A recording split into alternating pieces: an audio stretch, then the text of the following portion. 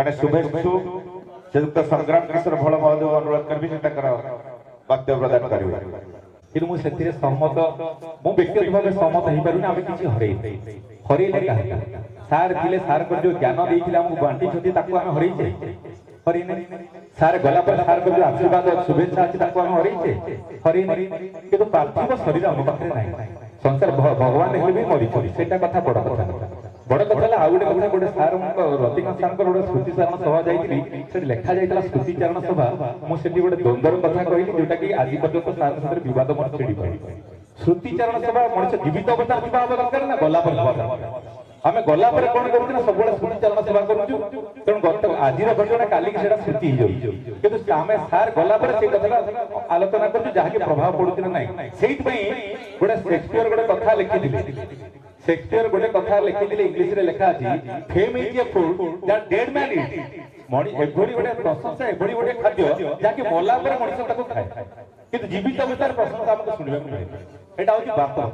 तेणु आम जब जीवित अवस्था कार जब शुद्धिकरण भी करू थांते ताले से लोकर प्रभाव पड़ता आउ पांचटा मंगराचार भी तैयारी हो होते ना होते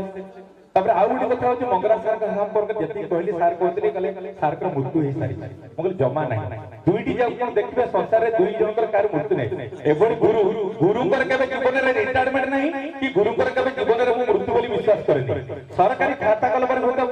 पेंशन पाइबारे क्षेत्र होता हेत रिटायरमेंट लिखा जाउते पारे आज रे डेट रे यदि गुरु जने रिटायरमेंट पर आपण पाठ पढिबो कि जिवे से आपण पाठ पढिबे ना पढ़े ना पढ़े ताले केते रिटायरमेंट हला तो शिक्षक जीवन रे केबे रिटायरमेंट न थाए कि शिक्षक जीवन रे केबे मृत्यु न थाए आउ गोटे सबठार बड़ कथा हमें जानिले जे तो महाना कोड़े से जन्म देइछथि महाना कोड़े गोटे तैयारी करबार महाना कोड़े सबले जे के बाजी रहते कथा आपनकर कहते धर्मपदा कथा कहथिले पत्थर बिगड़ देला पत्थर को जोड़ी जोड़ी से करथि सेमति संसार को जदी को जाति जोडु थाए से होते महाना कोड़े तेणु फूल संसार में भगवान तैयारी करते अनेक फूल कि फूल को जब माला रूप किए सजाऊए से मंगराज सार को भली तेणु आशा करी आम मंगराज सार को जो अभ्युत्थान सदगति आम कामना करें केवल शेष थर पर अनुरोध करवा